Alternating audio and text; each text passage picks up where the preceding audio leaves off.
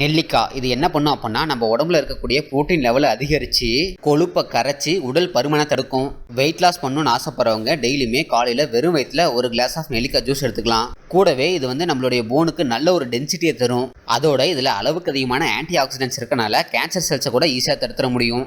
அதே போல் வெயில் காலங்களில் நம்ம நெல்லிக்காய் ஜூஸ் குடிச்சோம் அப்படின்னா அது நம்மளுடைய பாடிக்கு நல்ல ஒரு கூலிங் எஃபெக்டை தரும். அடுத்து பார்த்தீங்கன்னா நம்மளுடைய கண்கள், கிட்ட பார்வை, தூர பார்வை, கண்ணில் புற விழுந்துருச்சு, கண்ணில் எரிச்சல், கண்ணில் அரிப்பு ஏற்படுது, கண் அப்படியே செவந்து போயிடுது. ஒரு சிலரெல்லாம் பார்த்தீங்கன்னா கண்ணை போட்டு அப்படியே தேய்ச்சிக்கிட்டே இருப்பாங்க.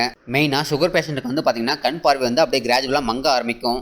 இவங்க எல்லாருமே நெல்லிக்காயை ரெகுலராக எடுத்துகிட்டு வரணும். வாரத்துக்கு 2 பீஸாச்சும் சாப்பிடணும். கூடவே இது இரைப்பை, கல்லீரல், இதயம் அப்படின்னு சொல்லிட்டு பல்வேறு உறுப்புகளை பலப்படுத்தும். குறிப்பாக ஹார்ட்டோட மசில்ஸுக்கு நல்ல ஒரு ஸ்ட்ரென்த் கிடைக்கும்.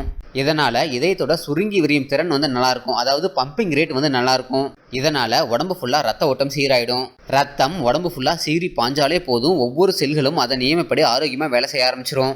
ஸோ இந்த மாதிரி நம்மளுடைய உடலுக்கு பல்வேறு வகையில் நன்மைகளை அள்ளி கொட்டக்கூடிய நெல்லிக்காயை நாங்கள் எங்களுடைய ஹெர்பல் பூஸ்டில் சேர்த்துருக்கோம்.